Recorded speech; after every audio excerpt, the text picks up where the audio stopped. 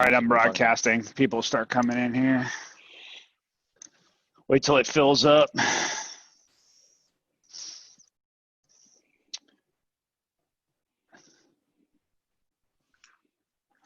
All right. Filling up pretty fast.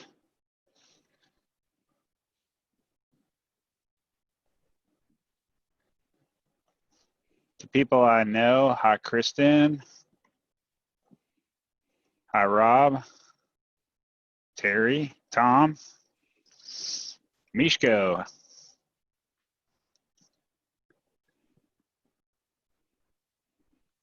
Chris, how y'all doing? Alan.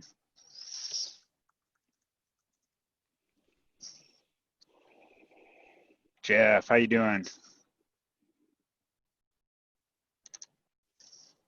Give it about another minute here. Let everyone fill up.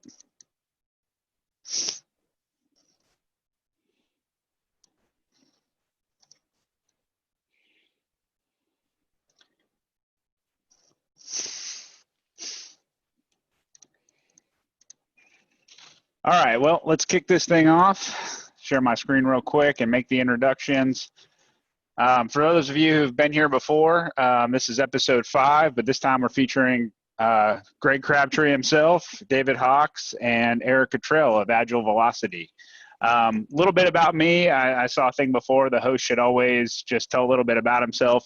I won't run through this all, but my favorite thing on here is that I do have 4 kids, and in my free time, we do laundry and clean up after them. But in all seriousness, I'm a business development director for Carr, Riggs & Ingram. I'm a member of the Simple Numbers consulting team. I've been working with Greg for about 8.5 years now, and part of the consulting and simple numbers work we do, I've been a part of that the whole time.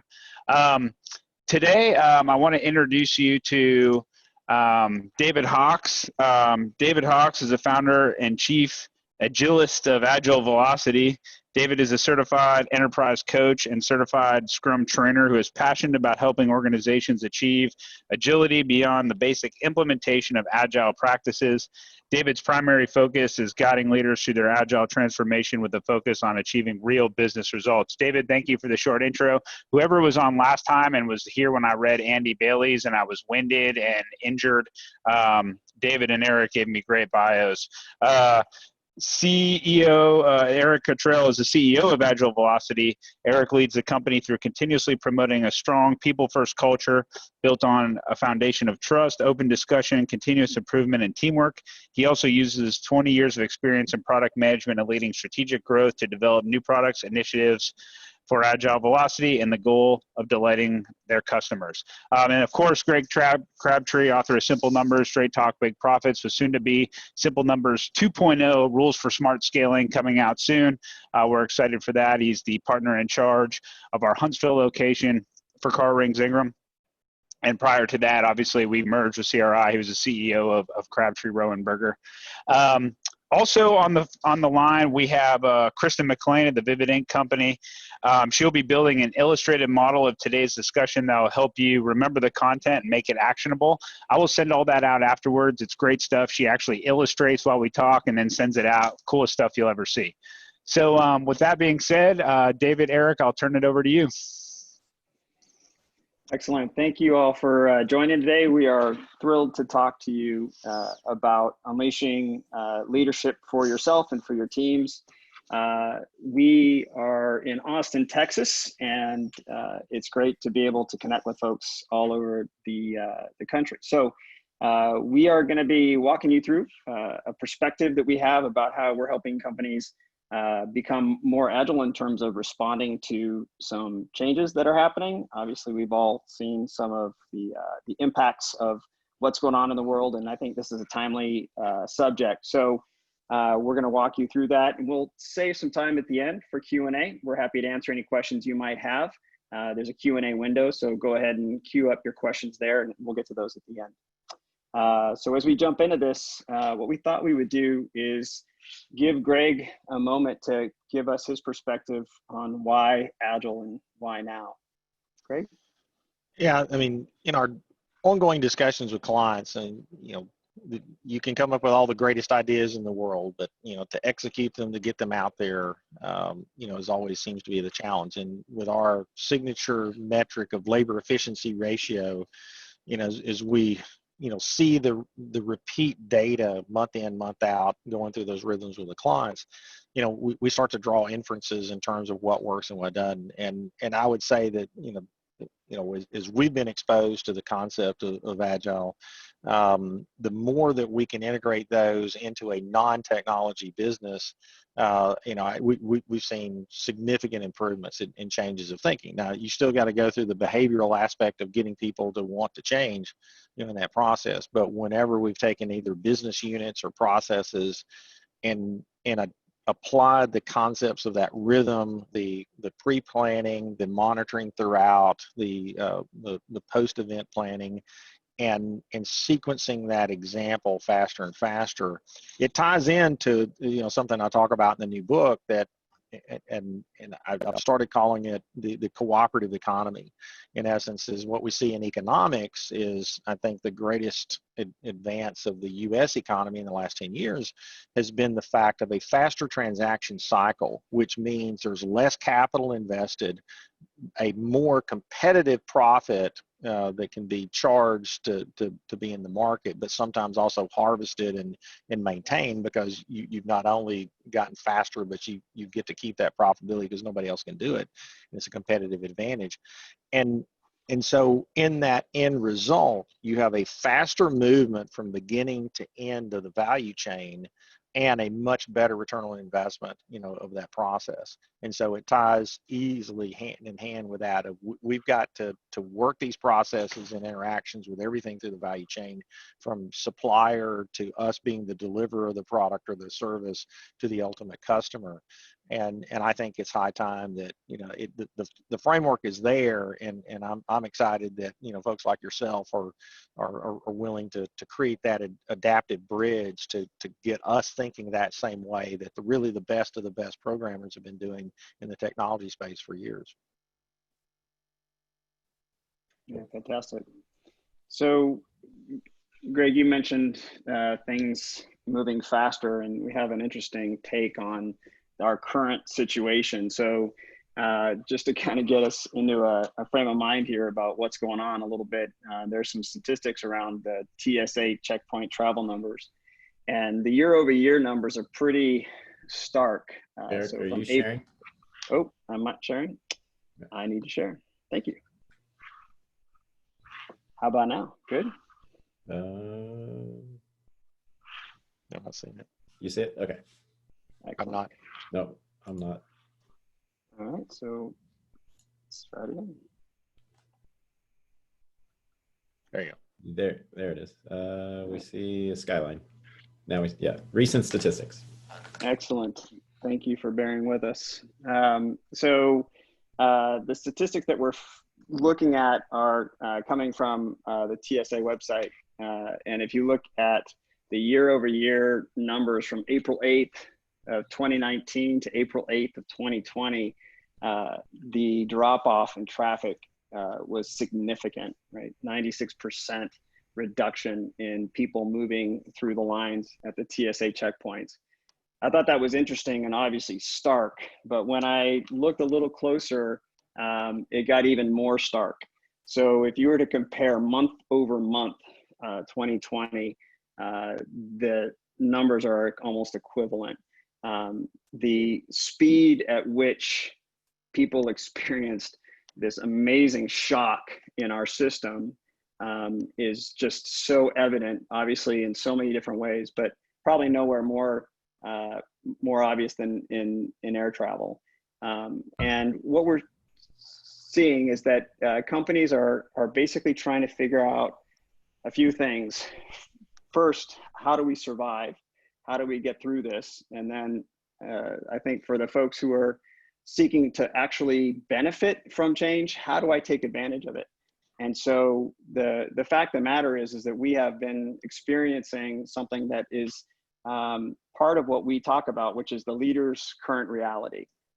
We used to have to talk about change being something that would affect you and you had to be on the lookout for it. But because of what's happened, it's become the conversation. How do we manage?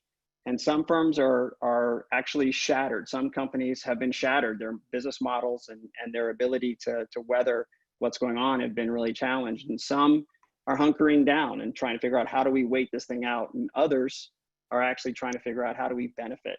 And so the reality that we're all living in, and we're all feeling it, whether we're leading businesses or running households or just trying to figure out how we get through the day, the world has changed.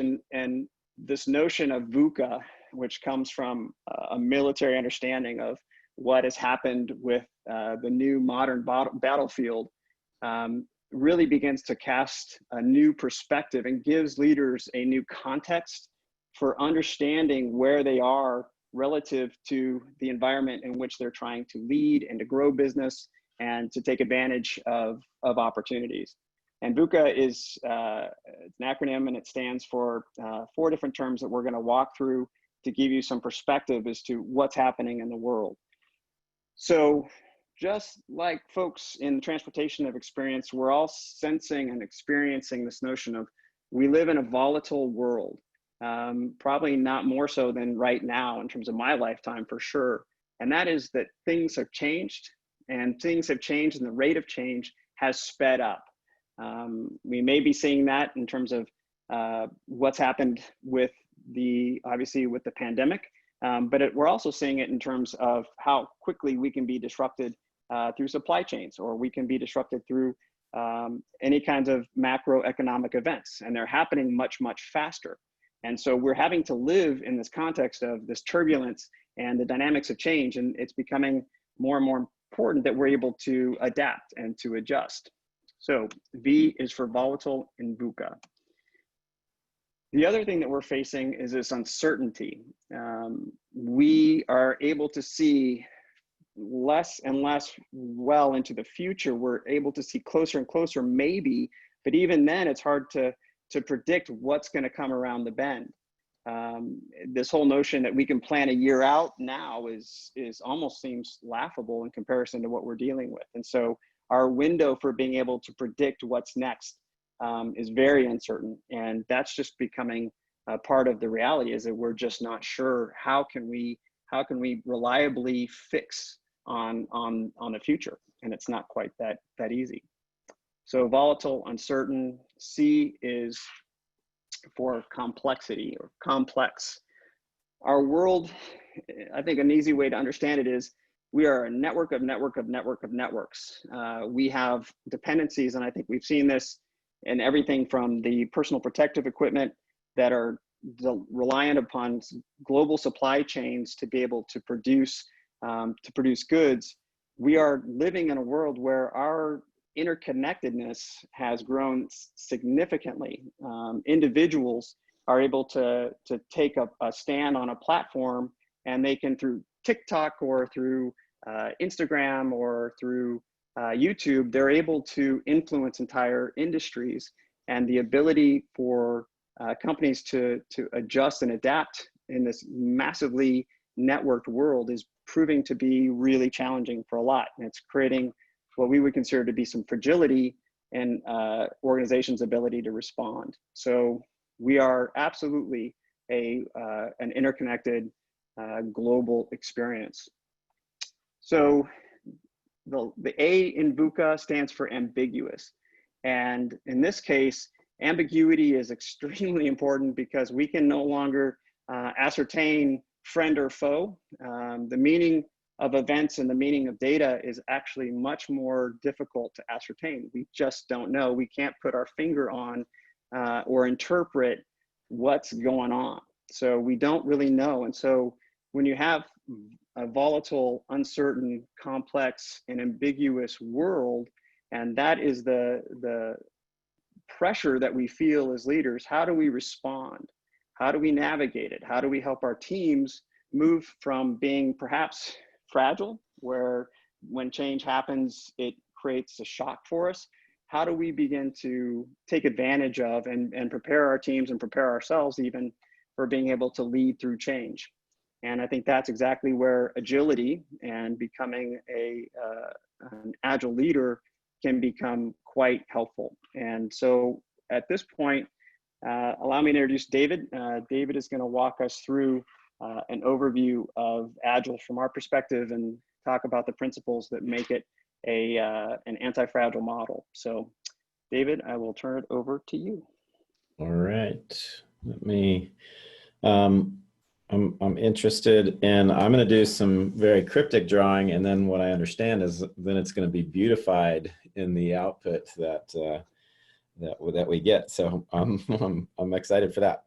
Kristen will make you look good. Yeah, Crystal's going to make me look really good.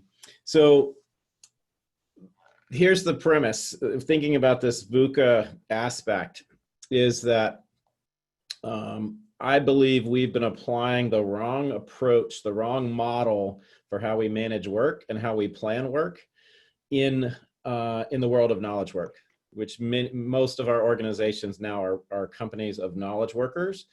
And we've been applying manufacturing processes to knowledge work. And if you think about manufacturing, you have a starting point, you have a target, and in that world, you have what we call known knowns, right? Like you're manufacturing, an iPhone, and you're manufacturing an iPhone over and over again. The battery is known.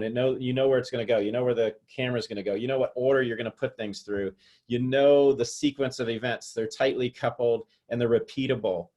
And while we would love all of our processes to be tightly coupled and repeatable, they're not, because we live in a VUCA world. And while we really feel it now, we were in a VUCA world before, right? We all say all the time, like the rate of change is increasing faster and faster. Well, that means the rate of disruption of every industry that all of us are in as business owners is being disrupted faster and faster by anybody anywhere in the world.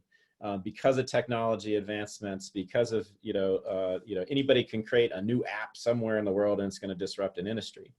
So what we've been applying is this approach that I call we've been very plan driven in how we approach things. We say, all right, we're going to define everything up front. We're going to create a plan. We're going to execute on it. We're going to manage to the plan. And that's great if up front you had perfect requirements, if you had a perfect solution in mind. But the problem is, at the beginning of this project, this is not our smartest point. This is our dumbest point. And that's when we tend to make the hardest decisions and lock them in up front. And then we manage and we resist change along the way. But here's how we really need to approach things from an Agile perspective. In an Agile perspective, we're going to say, based on the information we have, we're going to admit we don't have everything figured out, because we live in the world of what we call unknown unknowns in knowledge work. That means there's things that we're going to run into we've never run into before. There's problems that we have to solve that we've never solved before. And so what we're going to do is we're going to set out towards that red target, but that's not actually our target. That's just where we're forecasted we're going to go. And what we're going to do in an Agile world is we're going to work in an iterative fashion. We're going to be constantly inspecting and adapting, and accelerating learning is the most important thing. Accelerating validation or invalidation of our ideas, of our assumptions, of our hypotheses of what we need to build. And so we're going to go for a couple of weeks. We're going to time box. We're going to get some work done, and then we're going to inspect and adapt. And that may say we keep heading on the red line, but more than often it says we need to deviate from that line. We've learned something new. Something has changed, some new high priority, or something we've learned more about the problem set. And then we go for another couple of weeks, we time box. This is called empirical process control. And we're going to use empiricism. We're going to use the data that we're gathering. We're going to use the feedback that we're getting by testing things, testing ideas, and then we're going to continue to inspect and adapt. And again, our goal is not to get to the red target. That is not what we're trying to do, because the red target was defined at the beginning, which was, again, our dumbest point. So what we're really trying to do is we're trying to find the point that is actually going to be the one that we where we maximize value. Writing above the line there. Our goal is to actually get the most value that we can over the life of this initiative, this project, this thing that we're trying to do. And we need to focus on, instead of being plan driven, I call this having more of a value driven mindset. But what it requires is iteration. What it requires is focusing on small things, getting something out there, and we call it shortening the feedback loop, as opposed to in the red scenario, maybe this is a 6-month project and it takes us 6 months before we get feedback on something. We need to get feedback faster because we have less certainty, right? In the red world, I call this, we have mythical certainty, right? Everybody loves a plan. And until we have the plan, everybody's worried. Everybody's stressed out. It's like we don't have a plan. And as soon as I put a plan out in front of you, some nice Gantt chart, I put a plan in front of you, and everybody's going to be like, oh, good, we got a plan. Woo, all right, we got it figured out. We know what we're going to do. Let's execute on it. And it gives us a good feeling, but it's an illusion. It's an illusion of certainty. The plan is precise. The plan has everything laid out, but it's all built on shaky ground. And that shaky ground are all the assumptions that went into that plan. All the assumptions around us understanding the customer landscape, understanding the solution that we're going to build, all of those things. And so we got to have a process that we're using to be able to focus on that customer and get feedback quickly, and then adapt our plan based on that. And so with Agile, what we do is we actually plan to replan. We actually do way more planning than we do in a traditional way, because we're not just creating one plan, we're creating the original, and then we're starting to execute, and every 2 weeks we're revisiting and we're refining. And so what I'm going to walk you through, talking with Greg, what we realized, like what might be best for this group is to kind of help you understand a little bit of what does it look like to do Agile, and what are the kind of building blocks and some things that you could take and use. So I'm going to walk you through the most common Agile framework, which is called Scrum. And Scrum, that name, it's weird, but it comes from like a rugby scrum. The idea of you got a team of people working together to kind of get the ball across the goal line, right? You know, kind of like we're working as a scrum. And this is, as Greg mentioned, all these Agile practices, yes, they came out of the software world, but there is nothing in the Scrum framework that's software specific. And it can be applied, and we're seeing it applied in marketing organizations across the whole organization, scaling up to large organizations. We work with, small companies of 12 people to, Southwest Airlines of, tens of thousands of people, and applying these practices. So I'm going to walk you through kind of the core of what are some of these practices. And it starts with a team. And when we think about a team, the key concept here is we want a cross-functional. The reason why I'm putting different colors is because we want it to be cross-functional. We don't want to create a team, a of silos, right? Like marketing is over there, operations is over there. Everybody's off doing their own thing. We have teams within Agile Velocity where we have marketing, we have our Agile coaches, we have Agile trainers, we have operations people, we have a cross-functional team that together they can get value out the door all by themselves without being, what we're trying to do is simplify, as opposed to having to throw things over the wall to that team and wait on them and having dependencies across all these different people. How do we get everybody working together so that we can get something delivered quickly? Because when we have stuff where we're throwing it over the wall, what happens is we have a lot of wait time in our processes. So it starts with this cross-functional dedicated team. And then the first thing that we have in Scrum, the first concept is we start to build what we call backlog. And this is just a list of all the work that we need to do.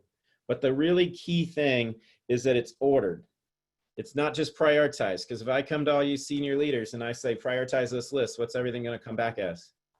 It's all high priority. Right? So it's ordered. What's really key is that we say we want to have something that's ordered so that we're creating clarity for the organization of what should we work on next, right? And we're limiting how many things we're going to work on at one time. So we have this backlog, and we have a role that is the owner of this backlog. So there's a person here that is managing, is the owner of this backlog, who's managing this kind of funnel of work that's coming in, that all these requests for this team, so that there's one person that's getting clarity of, and getting the answer to, okay, what do we focus on, as opposed to what we've traditionally done, which is assign tasks to individuals.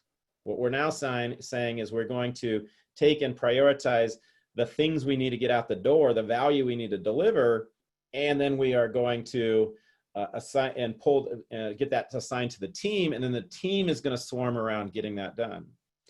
And so what we do with this Scrum kind of framework is that we work in a series of what we call 2-week sprint cycles. So a sprint is this 2 weeks of working. And what we do is we start with taking and creating a plan for those 2 weeks. So we call this sprint planning. And in this planning session, what we're doing is pulling work off of that backlog, but only pulling what we can get done in the next 2 weeks. So one of the key concepts of Agile is focusing. We call it limiting WIP, limiting work in process, limiting how many things we're working on at one time so we can get things done. We have a saying, to stop starting, start finishing. And so what we want to do is say, okay, we can get these 3 things done in the next 2 weeks, and we create this plan of, okay, these 3 things, and what are all the tasks we need to do to get this work done. So we kind of go off and we create this plan. And in creating this plan, we do that in a session every 2 weeks. So every 2 weeks we go and we create a sprint plan. Then every day we have an inspect and adapt cycle. And what we're inspecting and adapting on is this plan. So every day we get together, and we call this a daily scrum. So in a daily scrum, we get together and we're talking about, okay, we created a plan. How are we doing on our plan? What did everybody get done yesterday? What should we focus on today? Oh, you got that done? Or you're blocked on that? Oh, I'll help you out with that, right? 15 minutes or less huddle. And we can do that in under 15 minutes because we all created a plan together. And every day we're getting together, we're huddling, we're talking about any risks we have to our plan, and we're going to execute on that plan, but inspect and adapt. So we're actually doing planning every day for the day, just for the next 24 hours. The goal of this sprint is to deliver some value at the end. We call this an increment of value. So this isn't we designed what we're going to go build. This is, we've designed something, we built it, we've built some functionality, we're going to deliver it, right? We're going to go test it. So if we were trying to build some 3-month thing, well, what could we get done in the first 2 months that we could start getting feedback on? Because back up here, right, every 2 weeks we want to get feedback on how we're doing. And that could be feedback all the way into the market, into a customer. That's the challenge. That's the thing that we're trying to test. Sometimes it's just feedback internally, but as much as we can, we're trying to get feedback all the way from the market. And in the 2 events we do at the end of a sprint is one that we call the sprint review. And in the sprint review, what we're doing is we're inviting stakeholders across the organization to come and provide feedback on that increment. So we're now inspecting and adapting on, say we have a team, they've gone off, they've built something, and now we're saying, all right, hey, leadership team, whoever, come, let's talk about what we did, let's get feedback on it, let's iterate on this. And then the last thing that we do in a sprint is what we call sprint retro or sprint retrospective. And this is where we're interacting with our team here, and our team is retrospecting on how can we get better? How can we improve? Not management coming and telling them how to improve. This is the team taking ownership of their process and how they're working, and identifying what are ways that they can get better, what are ways that they can improve and get and optimize the process and how they're working. So a big part about Agile is empowering the worker closest to the problem, empowering that team, and transferring some ownership to that team, given, back on the backlog, the goals and kind of the objectives that we had that could be from a vision, from a leadership perspective, and what we're trying to accomplish. Yeah, so those are, I was just validating I hit all of the key things. There is a role in here that, whoops, wrong pin. There's a role in here that is also kind of, it's called the Scrum Master, who's helping coach the guide a team through kind of Agile adoption, and kind of helping the organization learn these practices, get better at these practices, improving those practices. But that, in a nutshell, is kind of the Scrum framework. It's one of those things that's simple, hard to master. We'll send out a link. There's just Scrum is defined in an 18-page document, right? It's not that, there's not a lot of rules to it. It's supposed to be lightweight and simple. And that's why it can be applied anywhere in the organization. But it is one of those things that's hard to master on how do we really get things broken down into 2-week chunks? How do we get things, so how do we get everybody swarming together, working as one high-performing team, right? Those are some of the hard dynamics that come into play. David, I know that kind of a high level on kind of just the framework and some of those elements to just kind of seed some of the conversation, but then I'm going to kind of bring it back to So let me throw a couple of questions at you, Yeah. David, while you're at this point, because I think probably most of the people on this call are probably quite familiar with huddles. Many of them are probably doing huddles. So we see, in our discussion with clients, quite a very broad adoption of the huddles, which obviously fit nicely into, a Scrum group. Yeah. If you're doing huddles, but you're not, what's the biggest barrier that you guys see from your practice of getting people to actually go through this cycle and keep repeating it and keep doing it, rather than it just being another good idea that never gets implemented? Yeah. So I think I think the pattern I see, if all we've implemented are huddles, then we potentially that can deteriorate into it's just a status meeting. It's and who's the status meeting for? Is it for management? Right? It's a huddle so that management knows what's going on, and it could serve them, and that could be valuable. But what we want in this structure is this is a huddle for the team to coordinate, right? It's not about, there's a little bit of status element, but that's not the goal. The goal isn't to provide status. The goal is for us to be aligned on what happened so that we can make decisions about what are we going to do today? How are we going to adjust and make decisions today? But it's the team's huddle, right? And It's not leadership's huddle. Now, leadership could also have a huddle, right? And they could be coordinating as a Scrum team, in terms of the things they do. But what's really key here is that huddle is tied back to, use a different color, right? Is tied back to the original plan, right? And if we don't have the plan and we're just having huddles, then we're just, hey, what are you working on? What am I working on? And we're kind of doing that in almost silo, right? It's like, I'm providing you an update, you're providing me an update. And then it turns into, does anybody need help today? Yeah. No? Okay, let me know if you need help. In Agile and Scrum, in this way, it's we all committed to a plan in the next 2 weeks. It's our goal. We have shared ownership of it. There's no your job and my job. It's we got to get this done. And we're holding each other accountable every day, right? And it starts to create a different dynamic when we create a plan together and we have a 2-week deadline. Yeah, cool. All right, I'll let you roll on, and then we'll hit you with some Q&A here as they start to come in. We've got a couple. Yeah. Reslin's giving me a hard time about my drawings. Thank you, Reslin. David, can I weigh in for just a sec? Yeah. I think the beautiful people drawing in the middle with the multiple colors is critical. Even if you can't have everybody in the same space on a cross-functional team, the impact of being able to pull in, let's say, legal, right, or compliance, or if you have a manufacturing group, being able to pull those people into those huddles so that they get insight early is one of the ways that you can actually build momentum. So Greg, you talked about what gets in the way. It's usually momentum starts high and then drops off. But if you can get people that are normally brought in at the end of the chain, right? Like if you bring them in early and they get to weigh in, you can actually uncover a lot of challenges and solve them faster because they brought insight and expertise. So you don't have to do everything, but one of my things is that if you have the right people around the problem and the plan, it can make acceleration possible. Yeah, I think from our own experience, so we pretty much do the sprint cycle within our consulting practice. So in our case, we do consulting, tax, audited financial statements, and what we call accounting solutions. And so I would say we're 90% of the way there on our consulting practice, and by no surprise, it actually has the best labor efficiency ratio of anything we do because we do it this way.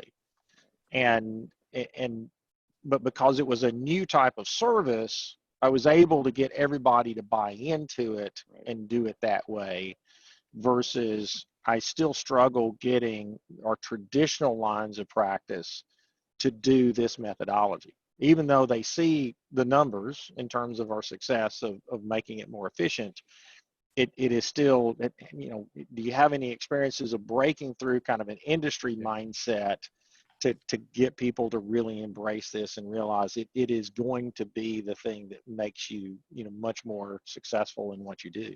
Well, and there's a couple things in that, right? One is there's the breakthrough of like, well, I've had a lot of success managing my work this way, and you're asking me to do it different. And that's just a mindset like change. That's scary. I don't know how to do that. I know how to be a hero here. I don't know how to be a hero there, right? Like that's just normal change management. And with that, we got to be clear on what's the objective. The objective isn't to do Scrum. The objective isn't to do Agile. The objective is we need to be more efficient. We need to be faster in our delivery. We need to, like, if we can get aligned, we can get everybody aligned around a business outcome that we're trying to achieve, then we can say, okay, can we get there with our current processes? Or do we need some new processes in order to get there, right? And that's how that's how we attack the mindset shift. It's like, it's not about, I think I have a process that's better than your process, because nobody will ever win that argument, right? No, I think mine's better. No, I think mine's better. The other side of it is, this is one framework in Agile, and it's not necessarily the right one for everybody, right? So there's another one that's very common that comes out of the lean world, which is called Kanban, and Kanban. And for some of the work that's on the other side that you're describing could be when there's things that are more repeatable, and it's kind of where we're doing things and it's the same stuff over and over and over. It's like, all right, let's say the closing the books, like we got to close the books, and we do the same things. We got our checklist, and we've got to execute on those things. It doesn't make as much sense for every 2 weeks we're going to get together and we're going to task all those things out again, because it's the same stuff every month. However, and I'm going to tie this answer into Alan's question that he put in the Q&A, which was, how do I balance routine work with longer term work and fire drills that are happening all the time? So a key concept within this is creating transparency into all the work. And the reason why this is really important in our world of knowledge work is because we're dealing with virtual goods. Like if we were managing a factory floor, we would see all the inventory. We would see all the unfinished product. We would see things in progress. And we would see that like things are backing up over there, and let's go address that. But in our world of knowledge work, everything's virtual, and it could be tracked in somebody's to-do list on their desk. It could be over in that tool. It could be over here. It could be nowhere, and it's just in people's heads. And so one of the really key concepts we have is creating visualizations. And if we're in person, this could be Post-its on a whiteboard. If we're, there's tools for this to virtualize. But the idea is that all of our work is visible, and the steps of like, hey, this is planned work, this is in progress work, this is, reviewed work, or, and done work, that we make all of that visible. And that allows everybody involved to see kind of the factory floor, if you will. How much stuff are we working on right now? Who's working on what? Where are our bottlenecks? And start to see that as a team, so we can self-manage, see it as a leadership team of like, why isn't that team getting as much work done as I think they, they got a whole lot of stuff they're working on. And it allows us to make informed decisions about, as a CEO, if, I say, I want you to work on this, I can go to that board and go, all right, but it's not as high as priority as those three things, so I would slot it here. So to Alan's question, dealing with routine work, long-term projects, and fire drills, My short answer is make it all visible, right? And so there could be a swim lane here that's the fire drills. There's a swim lane for routine work, and there's a swim lane for, you know, project 1 and project 2 that we've prioritized to do. And we've got, you know, post-it notes or tasks that are moving across this board that we've got visibility so we can see how that work is competing with each other. And we can help as leaders, help our teams prioritize that work, as opposed to just saying it's all got to get done, right? And just, you know, and we call this push versus pull. Like, our goal is for allowing teams to pull work as they have availability, as opposed to just say, you got to get everything done by the end of the week, right? And if that's feasible or not, we've just, you know, we haven't necessarily used data to define that. So creating visibility, and we do that, like the sprint plan turns into a board like this, and so that way we've got visibility of that. But you also want to manage the interruptions, the things that are coming up. Well, I know that, you know, I mean, if I had my career to live over, I totally undersold the value in the time spent in planning and the updating of the planning. And, you know, and as we've gotten better at committing to it, you know, I think that's the part that you got to tell yourself you don't have time not to plan. Right. But the first thing that you kind of shared early on in the presentation that really struck me was, I think, my team that struggles with efficiency too, I think they approach everything like that manufacturing cycle of thinking that they're putting together a series of knowns to hit a target, when they have misidentified the work. That your first goal is to find all the unknowns, right? And continue to flush those out, you know, in that cycle. And I think that's something that's the first time I've heard that description of that really, you know, kind of stuck with me. Yeah, and it's like so one exercise we'll do is, first thing we need to do is document what are all the assumptions we're making, right? And then we can characterize those assumptions or categorize those assumptions based on what's the risk that we're wrong, and what's the impact if we're wrong, right? You know, I should say it this way: how likely are we wrong, and what's the impact if we are wrong, right? And so something that is likely we're wrong and the impact is high if we're wrong, well, we better do something to prove that right or wrong early, right? But something that's, you know, unlikely that we're wrong and not that big of an impact, well, maybe we don't have to worry about those. But that is a really important lens to look through, especially with a lot of this kind of stuff in this kind of VUCA world that we're in. All right. Hey, David, we have some questions come in. Can you give us some case studies on the change that can happen in a non-software, more professional service business? Yeah, let me do that so everybody's faces shape up. Yeah. So, so what we've seen is as these agile practices, so you know, agile. And these practices were invented in the mid to late 90s, early 2000s. In the early, you know, through 2010, I would say pretty much all this was applied in technology. But over the last 10 years, we've seen it start to spread out, because we realized, all right, the reason why it worked well in software is because that's such a high knowledge work and high kind of complexity kind of world. But we realized lots of other places are getting more complex, as Erik mentioned. So some of the case studies. So we did some stuff with Southwest Airlines marketing organization from a non-software perspective. So what they were doing was, if you think about marketing, I think if some of the other folks here are other small business owners, you know, marketing is one of those fun things where it's like, all right, there's a bunch of data and everything is just a guess. And even being able to tie back, hey, we did this and that caused that to happen, is really tough. So from a VUCA perspective, you know, everything in what you're doing from a marketing it's a test, right? It's a bet, it's a guess. Like, we're going to try Google AdWords. We're going to try this. We're going to do webinars. We're going to do these different things. And how do we test and experiment, and how are we going to measure success? Getting clear on that. So we've seen it applied there. We've seen it from a people, HR practices perspective and saying, all right, how are we managing recruiting, right? And from a talent perspective, and creating visualizations of the kind of talent pipeline. Even if you think about your sales pipeline fits into this kind of like Kanban pipeline perspective, right? Because it's like, all right, there's these different steps, and along the way, you know, most of the sales tools, CRM tools, are starting to create that kind of visualization, so I can see where are all my deals and where are they in the deal flow, right?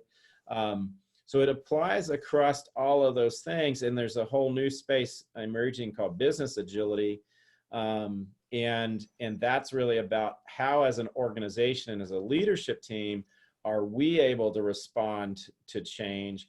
We're seeing strategic planning changing from, you know, Erik mentioned, like, you know, like it used to be the 3-year plan, even then the 1-year plan, and now it's even hard to think about like what is our 1-year plan. So it's important to have vision, but it's you know, and it's important to have kind of key initiatives, but at the same rate, like saying we have a plan for exactly that we're gonna execute on for the next year. And so we're seeing more of a push towards OKRs, objectives and key results. And so we help organizations with that as more of a 90-day kind of objectives and key results type of process for that's switching kind of how we do some of the strategic planning. So we're seeing kind of a shift in that direction. I don't know, Erik, if you had anything else you want to add to the case studies question. No, I think yes, I do. The bottom line is, if you, again, same principles, right? If you're shrinking the problem set and you're not trying to tackle all of it at once, and you're not doing big reveals, you still have your cross-functional team, and that's just using marketing as an example, right?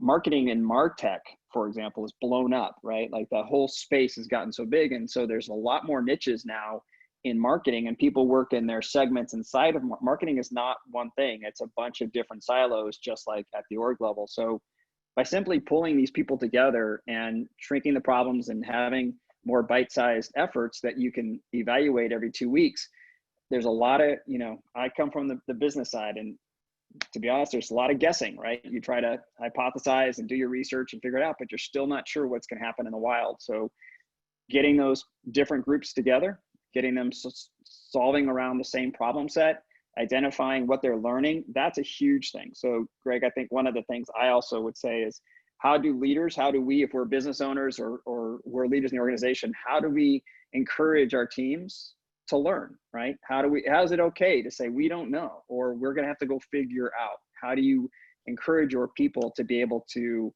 experiment and try things and learn, and failure isn't fatal, right? And how do you help them build that kind of durability so that they can go out and solve those problems and then get better over time? Well, I think it was in Dan Pink's book, When he published some research studies of, you talk about the traditional longer term project management, that there's the first half of the project is, you think I got it. You get to the halfway point and it's the, oh bleep, I ain't got it. And then he said, all of a sudden you apply all your creativity, do all these things that we're talking about, and land the plane, sometimes on one wheel, sometimes on the tail, but you get there, you know, in the end. And he said, can we not find a way to harness that skill and ability and do it from the beginning? And I think this is the only process that I know of. But there again, you know, we got to fight through all the obstacles that says, why aren't more of us doing this? And I'm, you know, I'm one of the people that struggle with it and make sure it happens. But as we've applied it, there's no doubt that we've had success, you know, with it. And I think the more iterations that we all learn from each other and say, okay, what's our blocker? What's our obstacle? What can we push through to, you know, to make this happen, and use all those, then I think we can all get better from it. Yeah, so Type in an answer for your Joanne's question there around the tools. So found a tool for transparency dashboard, and just what other tools are out there. So, you know, if we weren't in this virtual world, you know, my first answer has always been, you know, and you had a co-located team, is there's nothing better than just putting Post-its on a wall, right? Or on a whiteboard, and just having that where everybody can see, everybody can walk by, and you can huddle around it. And your daily huddle is looking at that board and not everybody looking at a virtual tool or, you know, looking at a conference room screen. But we aren't in that world. So the simplest one that's out there that a lot of people use is just called Trello. But also there's some tools that are just virtual whiteboard tools. So like you could put Post-its on a whiteboard, and Miro is one of those. Mural is one of those. We use Kanban flow. Jira is another, is the heavier end of that a lot of teams use on the more advanced side. And so I just posted those in the chat. Cool. And last one, our LT at times seems like he's drowning, but we can't get anyone to ask for help. They are good soldiers. Totally see how this would transform that. What is a good first step to getting people to do this? And I think, yeah, specifically, how do we get the leadership team doing this, right? You know, I think you've got to expose them to some concepts, right? And help them make up their mind around it. There's actually been a lot of Harvard Business Review articles recently over the last couple of years. The one that came out last month was on the cover around the Agile executive and the Agile C-suite. So getting them to that, you know, we'll send you some links, like this green line, red line thing that I drew. We've got that recorded as a YouTube video, like, you know, it's a 7-minute video. Like, what can you do to start getting and challenging how they're thinking about things that would get them interested in learning more? I think that's really the key element of that. If you can get through that, then there may be, okay, they can, you know, then get into webinars or go to you know, a training session, or, you know, invite more and learn more about it. But they've got to be interested. Eric? And David, if I could, what they're interested in are business results, right? So if you come into a leader and you're going to sell them a process, they don't care. I don't care, right? Like, I love Agile for what it gets me, right? I love what it does in terms of morale and focus and all of those things. But at the end of the day, leaders are motivated to achieve results. And so I think where Agilists and Agile goes a little bit awry is that we do fall in love with the process a bit much, and we forget we're trying to achieve an outcome. And that's one of the things I think that does make us a little bit different, is we want to start with, okay, you are focused on getting things done. You need to put ideas into market faster. Okay, let's work back from that, right? And leaders will meet you there because that's what they want too, right? And we don't always know what leaders want. And some of the fun that we have is that leaders will say, I want it all, right? And then they have the same problem that the team does, which is you have to prioritize. So it gets to be an important part of it, is that you have to meet the leaders where they're at, and they're probably feeling pressure around some business result. All right. Anything else? No, we're good. Okay, cool. All right. Wow, it's good, great stuff. I mean, I think this is really kind of the next frontier in terms of business processes, that, you know, the more of us that can kind of practice it, share ideas. I mean, this discussion comes up a lot in our mastermind groups, you know, in terms of people finding ways. Like you said, the marketing is a classic area of people just throw activity at something, but they don't have fast enough feedback loops to adapt, because if there ever was an unknown frontier, it's marketing. Right.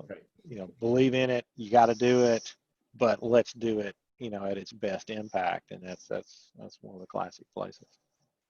So where can they find out more information, Eric? On their screen, I hope you can see it. Obviously, we'd love to talk with you if you're trying to solve some of these problems. If you're finding yourself up against a wall and trying to figure out how to equip your teams to be able to perform better, we love to do what we do because we've seen the benefits. I've had 2 conversations this week with clients that we worked with who said that they are now resilient and they're able to adjust, and they handled the remote stuff. They handled their work. They're not losing momentum. So we have some examples on av.com, which you can certainly go there, and you can call us or email us, and we'd be happy to make time to talk with you, because this is important stuff. This is, like we talked about in the beginning, we are experiencing lots of shock waves, and being able to navigate those is super important. So thank you, Greg and Mike, so much for having us. It's been a real pleasure. Yeah, you're welcome. Yeah, thank you for everyone attending. We will kick out a recording of this via there's a follow-up email that goes out through Zoom. I'll throw a link in there, and then I'll also post it to our YouTube channel. I'll have that posted on my LinkedIn as well. So everyone have a great rest of your week, good weekend, and stay tuned for the next episode.